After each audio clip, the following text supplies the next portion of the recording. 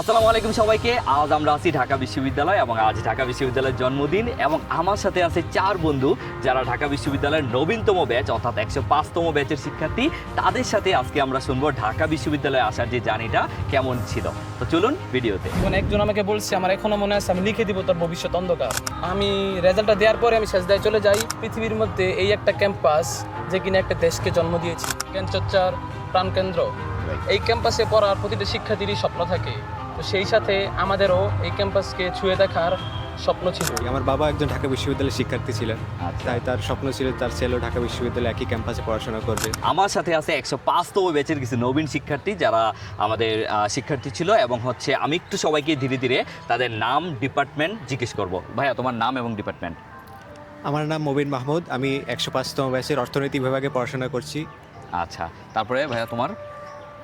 আমার নাম মোহাম্মদ শাহরিয়ার রহমান অর্পণ, আমি 105তম ব্যাচের শান্তি ও সংঘর্ষ অধ্যয়ন বিভাগে অধ্যয়নরত আছি। আসসালামু আলাইকুম, আমার নাম শিব্বির আহমেদ, আমি পড়াশোনা করছি ঢাকা বিশ্ববিদ্যালয়ের 25-26 সেশন হিস্ট্রি ডিপার্টমেন্টে। আচ্ছা, তুমি? আসসালামু আলাইকুম, আমার নাম মাসরুর কামাল মাহিন, আমার সেশন 25-26, আমার ডিপার্টমেন্ট হলো তথ্য বিজ্ঞান এবং গ্রন্থাগার ব্যবস্থাপনা। আচ্ছা, তো এই যে আজকে ঢাকা বিশ্ববিদ্যালয়ের জন্মদিন এবং আজকে তোমরা ঢাকা বিশ্ববিদ্যালয়ের সবচেয়ে নবীনতম ব্যাচ, কেমন লাগছে? তোমার কেমন লাগছে বলো? প্রথমবার ঢাকা বিশ্ববিদ্যালয়ের জন্মদিন নিজের ক্যাম্পাসে উপভোগ করছি, অবশ্যই খুবই ভালো লাগছে। গতবার মনে হয় নাই যে পরের বছর এই সময় আমি ঢাকা বিশ্ববিদ্যালয়ের জন্মদিন হ্যাঁ, সেলিব্রেট অবশ্যই করব? মনে হয়েছে যখন ঢাবির 100 বছর পূর্তি হয়েছিল সেই সময়ের উদযাপনটা দেখে খুবই আনন্দ লাগছিল যে একসময় আমিও নিজে এই ক্যাম্পাসে পড়তে চাই। এখন সেই স্বপ্নটা পূরণ হয়েছে, খুবই ভালো লাগছে। তোমার কেমন লাগছিল? তোমার এই যে গত বছর তুমি অ্যাকচুয়ালি এই সময় কি করছিলে এবং তোমার কাছে কখন মনে হয়েছিল যে আমিও ঢাকা বিশ্ববিদ্যালয়ের জন্মদিন সেলিব্রেট করব? গত বছর বিভিন্ন ভিডিওতে ঢাকা বিশ্ববিদ্যালয়ের 107তম ব্যাচের জন্মদিন উদযাপন দেখে আমারও মনে হয়েছিল যে একদিন আমারও এখানে আসা উচিত। আচ্ছা, আমি যেন 105তম ব্যাচের হয়ে সবার সাথে 105তম ব্যাচের সবার সাথে জন্মদিনটা উদযাপন করতে পারি, এই আশা ছিল আমার, আর আজকে সেটা সফল হয়েছে।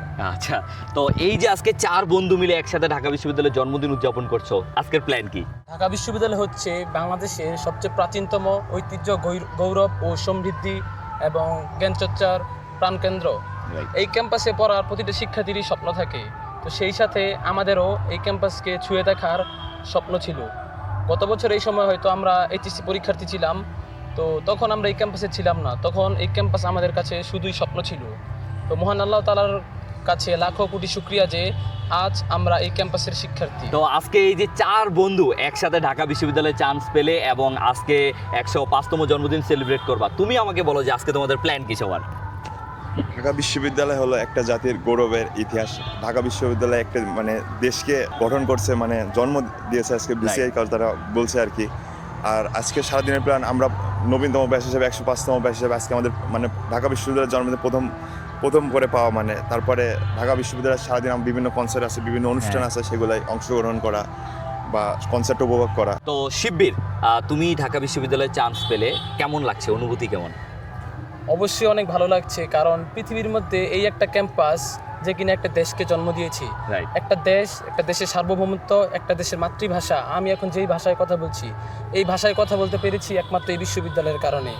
এমনকি গত 2 বছর আগেও জুলাই গণঅভ্যুত্থান, যেটা বাংলাদেশের ইতিহাসে একটি অন্যতম স্মরণীয় হয়ে থাকবে সবসময়, তো এই জুলাই গণঅভ্যুত্থানও সম্পন্ন হতে পেরেছে এই ঢাকা বিশ্ববিদ্যালয়ের কারণে। তো এই ক্যাম্পাসের ঋণ আমরা কখনোই শোধ করতে পারবো না।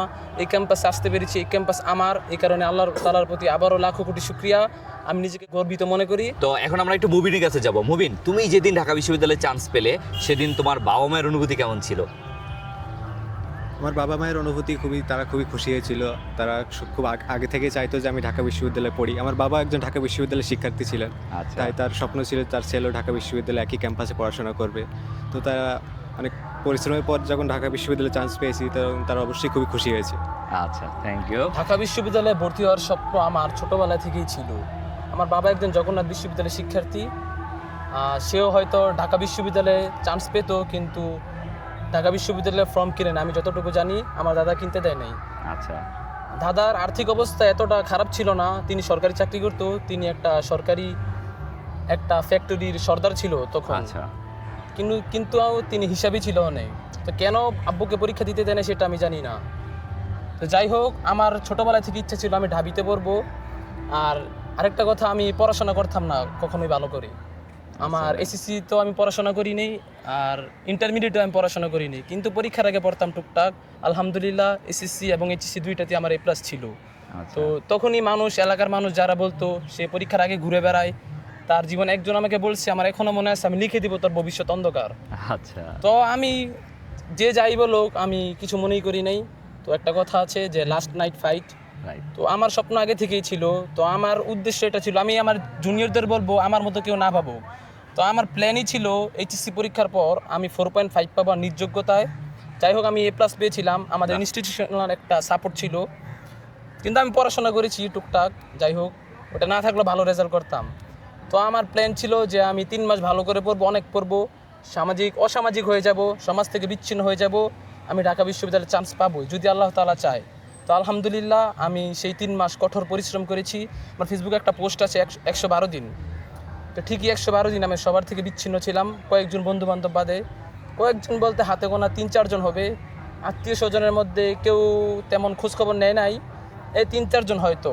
তো যাই হোক আমার বাবা মা দোয়া করছে আমার জন্য, তারা প্রত্যাশী ছিল যে আমি চান্স পাবো। তো যেদিন রেজাল্ট দেয় 20 তারিখ সম্ভবত, তো রেজাল্টটা দেখে, তো আমি রেজাল্ট পরীক্ষার পর যতদিন রেজাল্ট দেয় না আমিও বাসায় থাকতাম। 3 মাস কারোর সাথে যোগাযোগ করি নাই।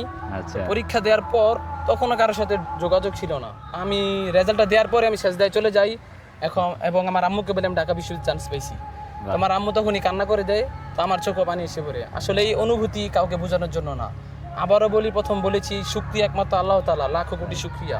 তো আরেকটা কথা বলি এর আগে, পরীক্ষার সময় তো আমার আম্মু একদিন বলছিল, তখন পরীক্ষা হয় নাই ঢাকা বিশ্ববিদ্যালয়ে, বলছি যে চান্স পাওয়ার পর কোথায় থাকবি, হলে নাকি বাসায়? আমি বলছি না, বাসায়, এইদিকে বাস আছে, আমার ক্যাম্পাস থেকে আমার এলাকা পর্যন্ত বাস আসে, তো বাসে যাওয়া আসা করবো। যদি এখন বাসে যাই না, আমি র্যান্ডমলি আসি। আচ্ছা। তো অন্যান্য ইউনিভার্সিটি আব্বু বলছিল যে 7 কলেজের ফর্ম কিনতে আর জিএসটিতে। হ্যাঁ। তো জিএসটি তখন আমি ফর্ম করছিলাম কিন্তু টাকা জমা দিয়ে সিট পড়ছিল তখন পাবনা না যশোর, দুইটার একটা। তো আমি কোনোটাই পরীক্ষা দিতে চাই নাই। আমার একমাত্র ইচ্ছা ছিল ঢাকা বিশ্ববিদ্যালয়ে পড়বো, এটাই ফর্ম করব। তারপরও 2টা দিছি, জগন্নাথে 700 মেরিট হয়েছিল, আচ্ছা। আর জাহাঙ্গীরনগর। তারপর আমার ইচ্ছে ছিল আল্লাহ আমি ওইটা ফেল করি, আমার কোনো সমস্যা নেই, কিন্তু আমি যেন ঢাবিতে চান্স পাই। আমার একটাই স্বপ্ন, আমি আলহামদুলিল্লাহ আমি ঢাকা বিশ্ববিদ্যালয়ে ডিপার্টমেন্ট অফ হিস্ট্রিতে পড়াশোনা করছি। যদি আমি মিউজিক নিয়ে পড়তাম আমি ঢাবিতেই থাকতাম, এটা আমার স্বপ্ন। আবারও আল্লাহর প্রতি লাখো কোটি শুকরিয়া। ঢাকা বিশ্ববিদ্যালয়ে এডমিশন জার্নির এত সব সংগ্রামের মধ্যে আমি এডুকেশনকে বিশেষ করে ধন্যবাদ দিতে চাই। এডুকেশনের গাইডলাইন, তাদের দিক নির্দেশনা ঢাকা বিশ্ববিদ্যালয়ে একটি শিক্ষার্থীকে ভর্তি হওয়ার জন্য অনেকটাই এগিয়ে রাখবে। আমি আমার জুনিয়রদের কাছে সেই প্রত্যাশা রাখবো, তারা এইচএসসি পরীক্ষা, তারা আগামীকাল থেকে দোয়া করি তাদের পরীক্ষা ভালো হোক। এইচএসসি পরীক্ষার পরপরই তারা এডমিশন জার্নি শুরু করবে। তো আমি তাদের প্রতি রিকোয়েস্ট করব, বাংলাদেশে অনেক প্ল্যাটফর্ম আছে, তো এডুকেশনকেও তারা যেন দেখে এবং তারা যাচাই বাছাই করেই তারা প্রিপারেশন নেয়। তো আবার ধন্যবাদ জানাই এডুকেশনকে। We are education. We are education.